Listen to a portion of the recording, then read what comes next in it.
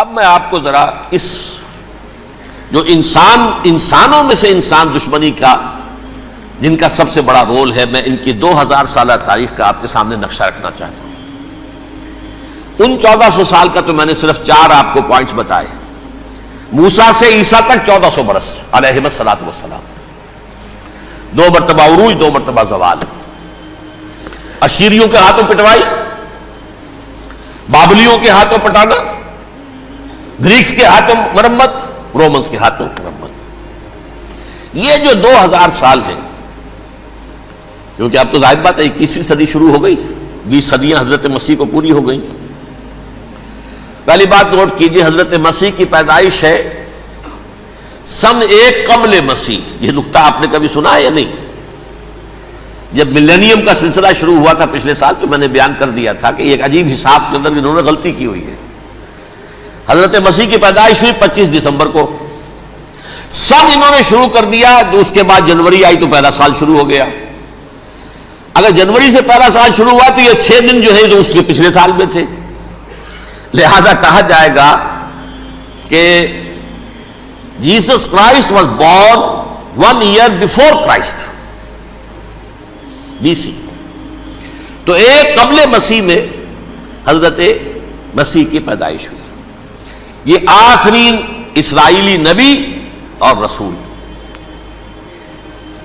یہودی علماء کی مخالفت، دشمنی، سولی پر چڑھوا دینا میں بیان کر چکا ہوں۔ سن 33 عیسوی میں، جبکہ حضرت مسیح کی عمر 33 برس تھی، اللہ تعالیٰ نے انہیں زندہ آسمان پر اٹھا لیا، لیکن یہودیوں نے اپنے خیال کے مطابق انہیں سولی پر چڑھوا دیا، ان کی موت واقع ہو گئی۔ اگرچہ اس کے بعد یہ اختلاف ہے ان میں، یہودی کہتے ہیں وہ سولی پر چڑھ گیا، ختم ہوا، مر گیا۔ عیسائی کہتے ہیں نہیں، انتقال ہوا ہے مسیح کا صلیب پر، لیکن پھر وہ دوبارہ زندہ ہو گئے ہیں۔ ان کی لاش ایک غار میں رکھ دی گئی تھی، وہاں ریزریکشن ہو گیا، ان کا باعث بعد الموت وہیں ہو گیا، اور پھر انہیں اللہ نے زندہ آسمان پر اٹھا لیا۔ تو ہمارے اور عیسائیوں کے درمیان نوٹ کر لیجئے، یہ چیز مشترک ہے کہ حضرت مسیح آسمان پر زندہ اٹھائے گئے۔ فرق کیا ہے؟ وہ سمجھتے ہیں کہ سولی دیے گئے، سولی پر مرے، پھر زندہ ہوئے، پھر گئے۔ ہم سمجھتے ہیں کہ نہیں، وما صلبوہ وما قتلوہ، انہوں نے نہ صلیب دے سکے انہیں اور نہ انہیں قتل کر سکے، بل رفعہ اللہ الیہ، اللہ نے اٹھا لیا۔ پھر ہمارا اور یہ اس کا عیسائیوں کا ایک اور اتفاق ہے، سیکنڈ کمنگ آف جیسس، حضرت مسیح دوبارہ آئیں گے۔ یہ عیسائیوں کا بھی عقیدہ ہے اور ہمارا بھی۔ بہرحال تو جیسا کہ میں نے عرض کیا کہ اس وقت یہ عذاب استیصال، عذاب اکبر کے مستحق ہو چکے تھے، لیکن اللہ نے ان کی مدت دراز کی ہے، لیکن ان پر دنیاوی عذاب کا ایک کوڑا جو ہے اللہ تعالی کی طرف سے اسی وقت برسا۔ دنیاوی عذاب دنیا میں رہتے ہوئے ختم نہیں کیا گیا۔ 37 برس بعد، حضرت مسیح کے رفع سماوی کے 37 برس بعد، سن 70 میں یہودیوں نے بغاوت کی رومیوں کے خلاف۔ رومی ٹائٹس جنرل تھا ایک، اس نے پھر جو حملہ کیا ہے، 1,33,000 یہودی ایک دن میں قتل کیا یروشلم میں، اور ہیکل سلیمانی گرا دیا۔ وہ ہیکل پہلے بھی گرا تھا، پہلے 1400 سال کے دوران میں بھی نبوکدنضر نے گرایا تھا، لیکن پھر اس کے 150 سال بعد انہوں نے دوبارہ بنا لیا تھا، اس لیے وہ اسے سیکنڈ ٹیمپل کہتے ہیں۔ پہلا ٹیمپل جو حضرت سلیمان نے بنایا تھا، نبوکدنضر نے گرا دیا 587 قبل مسیح میں، پھر دوبارہ انہوں نے 150 سال کے بعد بنا لیا۔ وہ اس تاریخ کا حصہ ہے، میں نے جس کے بارے میں آپ کو تفصیل نہیں بتائی۔ اس میں یہ ہوا سن 70 میں وہ گرا دیا گیا، وہ آج تک گرا پڑا ہوا ہے۔ نمبر 2، یہ کہہ دیا گیا کہ یہودیوں اس ارض فلسطین سے نکل جاؤ، تم یہاں نہیں رہ سکتے اب۔ لہذا جس کا جہاں سینگ سمایا چلا گیا، یورپ میں چلے گئے، ایشیا میں آ گئے، عرب میں آ گئے یہ 3 قبیلے جو رات بھی میں نے عرض کیا تھا، بنو قینقاع، بنو نذیر اور بنو قریظہ، یہ وہاں سے آ کے مدینے میں آباد ہو گئے۔ جس کا جہاں سینگ سمایا، افریقہ میں، ہندوستان میں، جہاں چلے گئے۔ ڈایاسپورا اسے کہتے ہیں، وہ آپ نوٹ کر لیجیے اس لفظ کو، ڈایاسپورا، ہمارا دور انتشار، جبکہ ہمیں ہماری اصل سرزمین تو فلسطین ہے، حضرت ابراہیم کا مسکن، حضرت اسحاق حضرت یعقوب کا مسکن فلسطین، یہ ہے ہماری اصل جاگیر، یہ تو ہماری جدی پشتی جاگیر ہے، لیکن یہاں سے نکال دیے گئے سن 70 عیسوی میں، اور وہاں سے لے کے 1917 تک ان کا ڈایاسپورا جاری رہا۔ یہ دور انتشار ہے۔ اس دور انتشار کے چند حصے ہیں جس کو میں چاہتا ہوں کہ آپ علیحدہ علیحدہ سمجھ لیں۔ دور انتشار کا جو پہلا جو ہے تقریباً 300 برس رومی حکمران تھے، وہ یہودیوں کے بھی دشمن تھے اور عیسائیوں کے بھی دشمن تھے۔ عیسائی اور یہودی ایک دوسرے کے بھی دشمن تھے، لیکن رومی سمجھتے تھے کہ یہ ایک ہی تھیلی کے چٹے بٹے ہیں۔ رومیوں کے نزدیک عیسائی بھی یہودیوں ہی کا ایک فرقہ تھے، کوئی علیحدہ مذہب تو تھا ہی نہیں۔ لہذا رومی جو ہیں رومنز، وہ ان دونوں کو ستاتے تھے، مارتے تھے، اور یہ آپس میں لڑتے تھے۔ یہودی عیسائیوں کو مارتے تھے، عیسائی یہودیوں کو مارتے تھے۔ یہ ہے 300 برس تک کی تاریخ۔ سن 300 عیسوی میں کیا ہوا؟ ایک معجزہ ہو گیا۔ بہت عظیم ایمپرر کانسٹینٹائن، قسطنطین اعظم، رومن ایمپررز میں سے بہت بڑا ایمپرر، وہ عیسائی ہو گئے۔ اب تو معاملہ بالکل تلپٹ ہو گیا، پوری سلطنت عیسائی ہو گئی۔ اب عیسائیوں کے عیش ہو گئے اور یہودیوں پہ مار پڑنی شروع ہوئی۔ اب عیسائیوں کا آپ خود سوچئے کہ جنہیں وہ خدا بنا بیٹھے ہیں، خدا کا بیٹا قرار دے رہے ہیں، ان کے قاتل کون؟ یہودی بدماش۔ لہذا ان کی وہ پٹائی شروع ہوئی ہے یورپ میں، پوری رومن امپائر میں انہیں ذلیل کیا گیا۔ شہروں میں آمد بند، علیحدہ رہو، گھیٹوز کے اندر رہو۔ یہودی کا نام جو ہے وہ گالی بن گیا، جیسے آج بھی یہودی گالی کہتے ہیں، جیسے خنزیر کا لفظ، آخر وہ بھی اللہ کی مخلوق ہے، لیکن آپ کو معلوم ہے کوئی شخص زبان پر نام نہیں لانا چاہتا خنزیر کا، سور کا، ہے تو مخلوق وہ بھی ایک حیوان ہے۔ ایسے ہی یہ ہے یہودی، یہودی گالی، جیوٹ گالی۔ لہذا ایک طرف تو ان دونوں کے درمیان دشمنی، جس کو قرآن کہتا ہے وَأَغْرَيْنَا بَيْنَهُمُ الْعَدَاوَةَ وَالْبَغْضَاءَ، ہم نے ان کے مابین دشمنی جو ہے پیدا کر دی۔ اور جب یہ پوری سلطنت عیسائی ہو گئی تو قافیہ تنگ ہو گیا یہودیوں کا۔ اب آئیے 571 عیسوی، یعنی جبکہ ڈایاسپورا کو کتنا عرصہ ہو چکا تھا؟ 500 برس۔ سن 70 سے شروع ہوا ڈایاسپورا، جب ٹائٹس نے گرایا ہے ہیکل کو اور نکال باہر کیا انہیں فلسطین سے، بھاگ جاؤ یہاں ایک یہودی بھی نہیں رہے گا، فلسطین سے نکال دیے گئے۔ اس کے پورے 500 برس بعد سن 571 عیسوی میں حضور کی پیدائش ہوئی، ولادت باسعادت محمد الرسول اللہ صلی اللہ علیہ وسلم۔ 610 میں آپ پر وحی کا آغاز ہوا، لیکن حضور کے ساتھ ان کا معاملہ کیا رہا؟ اول تو جبکہ حضور ابھی مکے ہی میں تھے، یہودیوں نے ریشہ دوانیاں شروع کر دی حضور کے خلاف۔ قریش مکہ کو سکھاتے تھے، پڑھاتے تھے، ان سے یہ پوچھو، ان سے یہ پوچھو، انہیں اس طرح تنگ کرو، ان سے یہ امتحان لو، یہ آپ کے علم میں ہے۔ سورہ بنی اسرائیل میں، سورہ کہف میں وہ سوالات، جو امتحانی سوالات آئے تھے، ذوالقرنین کون تھا، اصحاب کہف کون تھے، تم رسول بنے پھرتے ہو تو بتاؤ، اور یہ روح کی حقیقت کیا بتاؤ۔ یہ ساری ریشہ دوانیاں کر رہے تھے بیٹھے ہوئے، ابھی وہیں پر حضور ابھی پہنچے بھی نہیں۔ ہجرت فرما کر حضور تشریف لے آئے تو حضور نے، جسے ماسٹر سٹروک کہا جائے گا، یعنی اسٹیٹس مین شپ کا ماسٹر سٹروک، آپ نے مدینے میں آتے یہودیوں کے ساتھ پیکٹ کر دیا، جوائنٹ ڈیفنس پیکٹ آف مدینہ، کہ اگر مکے والے ہم پر حملہ کریں گے تو ہم مل جل کر ایک قوم کی حیثیت سے مقابلہ کریں گے۔ یہ میثاق مدینہ کہلاتا ہے، جس کے بہت غلط معنی پہنائے جا رہے ہیں آج کل۔ بہرحال میں موضوع میرا چونکہ یہ نہیں، میں ادھر نہیں جاؤں گا، لیکن ہوا کیا؟ ہر مرتبہ یہ خیانت کے مرتکب ہوئے، ان میں جو عہد کیے تھے ان سے پھرے، اندر ہی اندر سازش، ریشہ دوانی، حضور کی بدترین دشمنی۔ سورہ نساء کی آیت نمبر 12 میں 14 میں 13 میں فرمایا ہے لا تزال تطلع علی خائنۃ منہم، اے نبی ہمیشہ آپ کے علم میں ان کی طرف سے خیانتیں، بددیانتیاں آتی رہیں گی. اور بار بار وہ مسلسل جنگ کی آگ بھڑکاتے تھے. قریش کو دعوت دیتے، آؤ آؤ آؤ، ہم اندر سے بغاوت کر دیں گے، تم آؤ تو صحیح، ختم کریں محمد کو اور اہل ایمان کو صلی اللہ علیہ وسلم ورضی اللہ تعالی عنہم اجمعین. لیکن پھر جب وہ آتے تھے تو یہ دبک جاتے تھے، ان میں ہمت نہیں تھی، میدان کے مرد نہیں رہے تھے.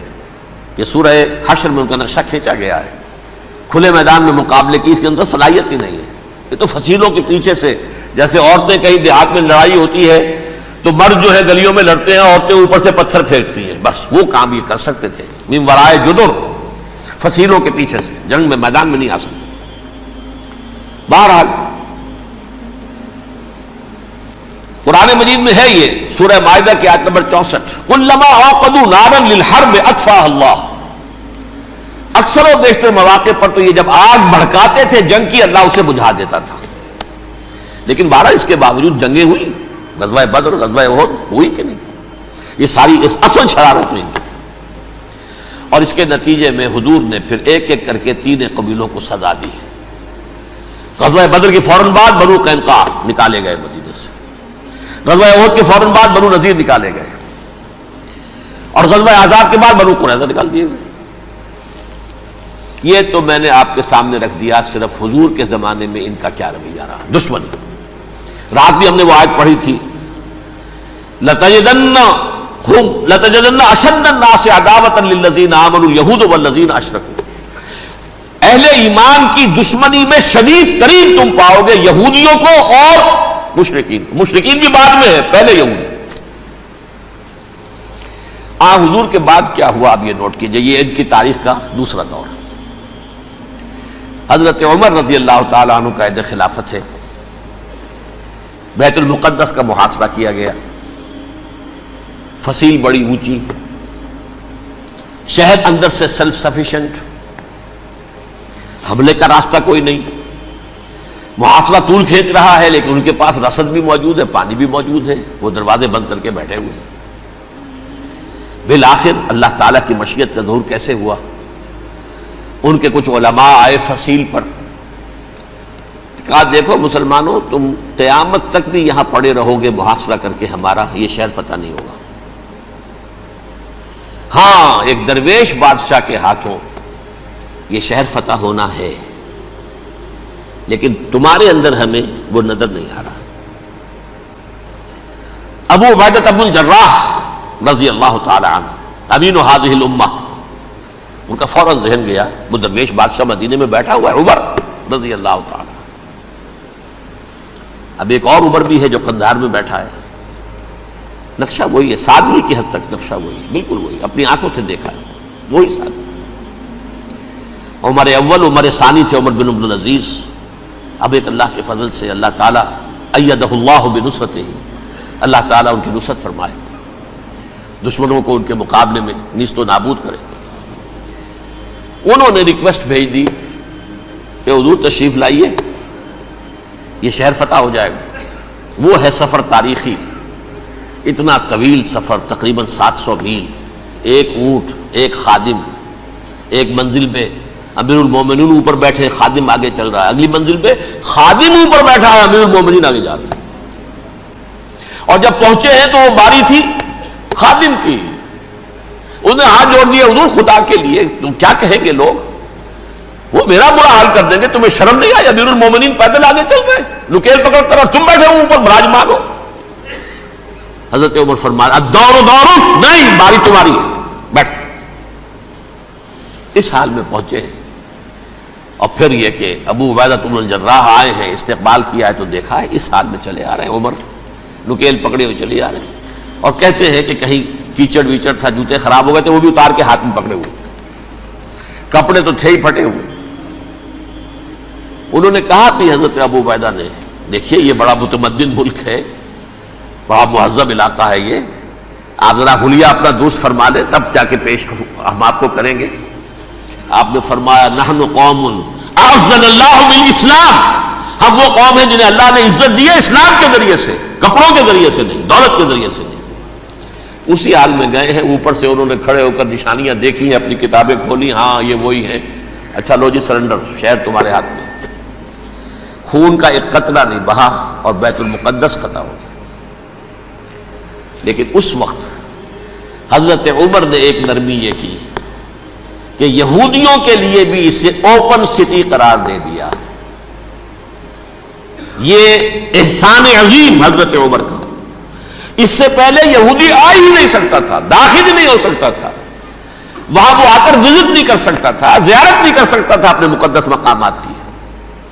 حضرت عمر نے یوں سمجھیے کہ تقریباً 550 برس کے بعد ان کے لیے راستہ کھولا ہے کہ ہاں تم آ سکتے ہو، زیارت کر سکتے ہو. لیکن یہ عیسائیوں نے لکھوایا معاہدے کے اندر، انہیں یہاں آپ آباد ہونے کی اجازت نہیں دیں گے، لیکن کم وزٹ دی پلیسز، دیکھیں زیارتیں کریں اور جائیں. یہ معاہدہ حضرت عمر کا ہے رضی اللہ تعالیٰ، جو پھر خلافت راشدہ کے بعد بنو امیہ نے بھی اس کو آرڈر کیا، بنو عباس نے کیا. پھر جو ہمارے یہ ترکوں میں اندر خلافت آئی تو ترک خلفاء نے بھی اس معاہدے کی پوری پابندی کی. فلسطین میں آ سکتے ہیں یہودی، صرف زائرین کی حیثیت سے، وہاں آباد نہیں ہو سکتے. اب آئیے اگلا دور آیا حضرت عثمان کا دور خلافت. یہ ہے وہ وقت کہ اب یہود نے امت مسلمہ کی پیٹھ میں چھرا گھونپا. وہ کیسے؟ ایک یہودی عبداللہ ابن سبا اسلام کا لبادہ اوڑھ کر آ گیا، معاشرے کا جائزہ لے لیا. ان میں بنو ہاشم اور بنو امیہ میں جو پرانی کشاکش تھی اس کے کچھ نہ کچھ جراثیم باقی ہیں. اگر ان کو ذرا بھڑکا دے تو مسلمانوں میں انتشار پیدا ہو جائے. کہا یہ عثمان کون ہے؟ یہ تو بنو امیہ میں سے ہے، یہ حق تو بنو ہاشم کا ہے، خلافت ان کے پاس ہونی چاہیے، محمد کے تو رشتہ دار وہ ہے صلی اللہ علیہ وسلم. عوام الناس کے اندر بات پھیلنی شروع ہوئی. پھر ایک بڑی سازش کے انداز میں حضرت عثمان کے خلاف پروپیگنڈا، حضرت عثمان کے جو عاملین تھے، گورنر تھے، ان کے خلاف پروپیگنڈا، اور ایسی ہوشیاری کرتے تھے کہ کوفے میں کوفے کے حاکم کے خلاف کچھ نہیں کہنا. اجی مصر میں یہ ہو رہا ہے، اجی شام میں یہ ہو رہا ہے، اجی یہ جو عثمان ہے وہ یہ کر رہا ہے، یہ ظلم ہو رہا ہے، یہ لوٹ مار ہو رہی ہے، یہ خیانتیں ہو رہی ہیں. اب نہ تو اس زمانے میں مینز آف کمیونیکیشن، کیسے تصدیق کریں؟ افواہیں تو آپ آج کراچی کے اندر شروع ہو جائے تو پتہ نہیں چل سکتا کسی کو کہ کیا اس میں صداقت ہے، کیا جھوٹ ہے. اور بری بات جو ہے فطرت انسانی کی کمزوری ہے، وہ فوراً قبول کرتا ہے. کسی کے بارے میں اچھی بات ماننے کو تیار نہیں ہوتا، لیکن بری بات تو فوراً تیار. بہرحال یہ فتنہ انہوں نے اٹھایا، حضرت علی کی الوہیت کا فتنہ اٹھایا، حضرت عثمان کے خلاف الفتنۃ الکبریٰ برپا کیا. حضرت عثمان شہید ہوئے. اس کے بعد 5 برس تک مسلمان ایک دوسرے کی گردنیں کاٹتے رہے، باہمی خانہ جنگی ہوئی. امت کو وہ زخم لگایا ہے جو آج تک جس سے خون رس رہا ہے. یہ شیعان عثمان اور شیعان علی تھے جو بعد میں پھر سنی اور شیعہ ہو، اور آج تک ہے. فتنہ کس نے جگایا؟ ایک عبداللہ ابن سبا یہودی اور اس کے کارندے، شیطان کا ایجنٹ، اور انسانوں میں سے بھی اس کے جو بھی حواریین تھے اور شیطانوں کے اندر سے بھی تھے، انہوں نے بھی اس آگ کو بھڑکایا. یہ آپ سوچ لیجئے کہ یہ کس نے وہ زخم لگایا؟ یہودی. اگلا دور آیا، خلافت راشدہ ختم ہوئی، بنو امیہ کا بھی دور کافی گزر گیا. طارق ابن زیاد 712 عیسوی میں حملہ کرتے ہیں اسپین پر. اسپین اس وقت عیسائیت کا بہت بڑا گڑھ، بڑے کٹر ترین عیسائی جو ہے وہ اسپین میں تھے. لہذا یہودیوں کی وہاں بہت پٹائی ہوتی تھی، بہت پٹائی ہوتی. میں بتا چکا ہوں، دشمنی تھی ان کی تو چلی آ رہی تھی عیسائیوں کے ہاتھوں یہودیوں کی. وہ تو سن 300 عیسوی سے ایمپرر کانسٹنٹائن کے بعد سے شروع ہو گئی تھی. اس حوالے سے یہودیوں نے اس وقت چالاکی یہ برتی، کچھ راستے واسطے بتائے، کچھ مدد کی طارق ابن زیاد کی. طارق ابن زیاد نے انہیں اپنا محسن سمجھا. ہسپانیہ فتح ہو گیا تو یہودی چونکہ محسنین کی فہرست میں آ چکے تھے، انہیں بہت اقتدار نصیب ہوا. بڑی سپورٹ مسلمانوں نے دی. ان کے بڑے بڑے علماء جو اسی دور کے اندر پیدا ہوئے، بڑے بڑے تھنکرز ان کے اسی دور میں پیدا ہوئے. بن گوریون جو کہ ایک وزیر اعظم تھا اسرائیل کا، اس نے یہ لکھا ہے اپنی کتاب میں، Muslim Spain was the golden era of our diaspora, وہ ڈائسپورا جو 70 عیسوی سے شروع ہوا تھا اور 1917 عیسوی تک جاری رہا ہے، اس میں سے گولڈن ایرا ہمارا جو تھا وہ مسلم اسپین تھا، ہسپانیہ میں بیٹھ کر ہم نے عیش کیے۔ لیکن وہاں سے انہوں نے اور جو کچھ کیا، یہ تو داستان کے تو بہت سے گوشے ہیں، لیکن میں جس اسٹریٹ لائن میں چل رہا ہوں اس کے اعتبار سے ایک بات سمجھ لیجئے، وہاں بیٹھ کر انہوں نے اب عیسائیت کی پیٹھ میں چھرا گھونپا، پروٹیسٹنٹ مذہب پیدا کیا، تقسیم کر دیا، جیسے شیعہ سنی کی تقسیم، عبداللہ ابن سبا، رومن کیتھولک اور پروٹیسٹنٹ کی تقسیم، یہودی علماء۔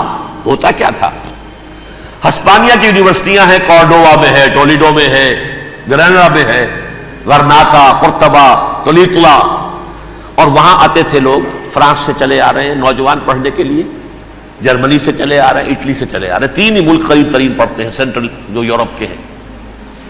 یہاں پر جو ہے وہ اسلام جو نور پھیلا رہا تھا اس سے بھی مستفیض ہوئے، جہالت کے جو ہے پردے ان کے وہ چھٹے، اس کے ساتھ ہی وہ یہودی وہاں ان کے اندر جو جراثیم داخل کر رہے تھے وہ اس عیسائیت کے خلاف بغاوت تھی، جو اس وقت دنیا میں عیسائیت اس وقت تھی، پوپ کا راج تھا دنیا میں اس وقت، یورپ میں جو عیسائیت تھی اس میں ایک طرف بادشاہ تھے، لیکن بادشاہوں کی حیثیت وہاں پر یوں سمجھ لیجئے کٹھ پتلیوں کی تھی، اصل قوت پوپ کے ہاتھ میں تھی۔ اور پوپ کو انہوں نے جیسے قرآن نے کہا اتخذوا احبارهم ورهبانهم اربابا من دون اللہ، چونکہ سینٹ پال نے شریعت موسوی ساقط کر دی تھی تو اب شریعت تھی ہی نہیں، پوپ کو اختیار تھا جس چیز کو چاہے حلال قرار دے دے، جس چیز کو چاہے حرام قرار دے دے۔ اتخذوا احبارهم ورهبانهم اربابا من دون اللہ۔ انہوں نے کہا صاحب یہ پوپ کس بلا کا نام ہے، یہ بھی انسان ہے، بات تو ٹھیک تھی نا، اصل حیثیت تو کتاب کی ہونی چاہیے نا، ڈیوائن بک، دی ریویلڈ اسکرپچر، لہذا اور یہ کتاب ہر شخص پڑھ سکتا ہے، کوئی پوپ کے باپ کو جو ہے کوئی اس کے لیے پروپرائٹری رائٹس تو نہیں ہے کہ صرف پوپ پڑھ سکتا ہے یا پادری پڑھ سکتے ہیں، ہم بھی پڑھ سکتے ہیں، ہم بھی سمجھ سکتے ہیں۔ یہ باتیں تھی کہ جن کو بڑھا چڑھا کر بیان کر کے اور پوپ کا اقتدار ختم کرا دیا اور توجہ مرکوز کر دی بائبل کی طرف۔ اب بائبل میں بڑا حصہ تو اولڈ ٹیسٹامنٹ کا ہے، نتیجہ کیا ہوا، یہود کی عظمت پروٹیسٹنٹس کے نزدیک مسلم ہو گئی۔ اصل قوم تو یہ ہے، وہ دشمنی بدلی کہ نہیں بدلی، موسیٰ کے امتی یہ ہے، تورات موسیٰ کو دی گئی، ابراہیم کی نسل یہ ہے، لہذا وہ جو دشمنی تھی، جو عداوت تھی کہ ہمارے خدا کو سولی چڑھانے والے ہیں یہ بدماش، اس کا ازالہ ہوا اس پروٹیسٹنٹ مذہب کے نتیجے میں۔ یہ میں اب آپ کو بتاتا ہوں کہ ایک نتیجہ وہ نکلا ہے جسے برٹرنڈ رسل نے بیان کیا ہے، اس کی کتاب ہے ان پریز آف آئیڈلنس، صفحہ 108۔ وہ لکھتا ہے the Christians retaining the Judaic belief in special revelation added to it the Roman desire for world wide domination and the Greek taste for metaphysical subtleties, the combination produce the most fiercely persecuting religion that the world has yet known. یہ تین چیزیں آ کر عیسائیت میں مل گئی۔ ایک تو جب یہ اولڈ ٹیسٹامنٹ جو ہے وہ ان کے ہاتھ میں آ گئی، اور اس کے میں کچھ آپ کو بتا دیتا ہوں کہ اولڈ ٹیسٹامنٹ کی تعلیمات، کیونکہ یہ اولڈ ٹیسٹامنٹ جو ہے یہ محرف تھی، اصل تورات تو گم ہو گئی تھی 587 قبل مسیح میں، جب پہلی مرتبہ ہیکل جو ہے تباہ ہوا ہے اس وقت ختم ہو گئی تھی۔ اس کے کوئی 150 سال کے بعد انہوں نے یادداشتوں سے مرتب کر کے لکھی ہے، اب اس میں ان کے اپنے خیالات، اپنے امانی، اپنی توجیحات وہ شامل ہو گئیں۔ لہذا میں آپ کو حوالے دیتا ہوں، اس کتاب کے اندر مظالم کی جو تعلیم دی گئی ہے، اہل کتاب نے اپنے مظالم قتل عام کے جواز کے لیے تورات میں تبدیلیاں کی اور پیغمبروں پر دہشت ناکی اور بدترین حرام کاری کے الزامات لگائے. سنیے، پہلا حوالہ ہے یہ گنتی باب 31 آیات 17-18. اس لیے ان بچوں میں جتنے لڑکے ہیں سب کو مار ڈالو، اور جتنی عورتیں مرد کا منہ دیکھ چکی ہیں ان کو بھی قتل کر ڈالو، لیکن ان لڑکیوں کو جو مرد سے واقف نہیں اور اچھوتی ہیں اپنے لیے زندہ رکھو. یہ کسی اللہ کی کتاب کا یہ جملہ ہو سکتا ہے؟ کسی ریویل بک کا؟ اور سنیے، یہ ہے استثناء ڈیٹرانومی باب 20 آیت 16-18. پر ان قوموں کے شہروں میں جن کو خداوند تیرا خدا میراث کے طور پر تجھ کو دیتا ہے، کسی ذی نفس کو جیتا نہ بچا رکھنا، جیسا خداوند تیرے خدا نے تجھ کو حکم دیا بالکل نیست کر دینا. مرد، عورتیں، بچے، بوڑھے سب ختم. یہ کتاب مقدس ہے. اور سنیے، سیموئیل باب 27 آیت نمبر 9. اور داؤد نے اس سرزمین کو تباہ کر ڈالا اور عورت مرد کسی کو جیتا نہ چھوڑا. نمبر 4، ان سب آباد شہروں کو ماں، عورتوں اور بچوں کے بالکل نابود کر ڈالا. کتاب استثناء باب 3 آیت 6. یہ ہے جو کہہ رہا ہے برٹرنڈ رسل، کرسچینٹی میں آ کر یہ تین چیزیں شامل ہو گئی. ایک تو یہ باربیرین یہ تعلیم جو ہے، اور یہ مذہب کے نام پہ تعلیم، یہ کتاب مقدس کی تعلیم.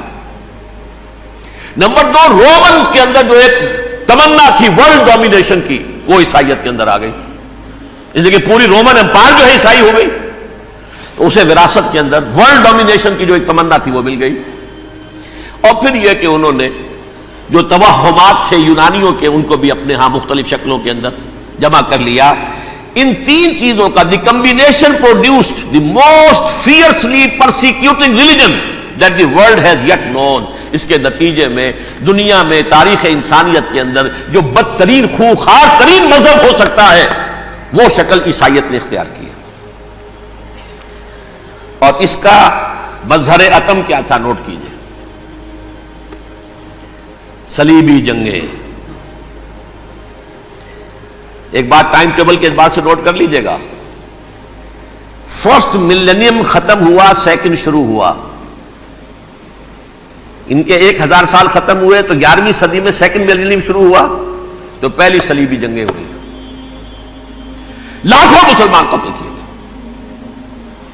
صرف یروشلم کے اندر اتنا خون بہایا ہے کہ خود ان کے ہسٹورینز لکھتے ہیں کہ جب ان صلیبیوں نے جب گھوڑوں کے ساتھ وہ چل رہے تھے گلیوں میں تو ان کے گھوڑوں کے گھٹنوں تک خون کی ندی بہ رہی تھی. جہاں سے گزرے ختم کرتے چلے گئے، آبادیاں کی آبادیاں ختم کر. اگرچہ اس کروسیڈ میں گیہوں کے ساتھ گھن بھی پسا، یہودی بھی بہت مارے گئے. یہ فرانس سے، جرمنی سے جب یہ کروسیڈرز آ رہے تھے 3000 میل کا سفر طے کر کے آئے تھے. سوچئے تو صحیح. اربن ثانی پوپ جو تھا آگ لگا دی تھی اس نے پورے یورپ کے اندر. شرم سے ڈوب مرو، تمہارے مقدس علاقے مسلمانوں کے ہاتھ میں. انفیڈلز، یہ کافر، یہ مرتد، یہ ملحد. مسیح جہاں پیدا ہوا، مسیح کو جہاں سولی دی گئی وہ کہاں ہے؟ ان کے ہاتھ میں. وہ آگ لگائی ہے، 3000 میل کا فاصلہ طے کر کے یہ قومیں آئی ہیں وہاں، اور جو تباہی مچائی ہے انہوں نے. تاریخ انسانی میں ایسی بربریت کی کوئی مثال. اور یہ ان کے اپنے ہسٹورینز لکھتے ہیں. شرم کے مارے ایسے محسوس ہوتا ہے جیسے ان کی گردنیں جھکی جا رہی ہیں. لکھتے ہیں صلی اللہ علی محمد صلی اللہ علیہ وسلم.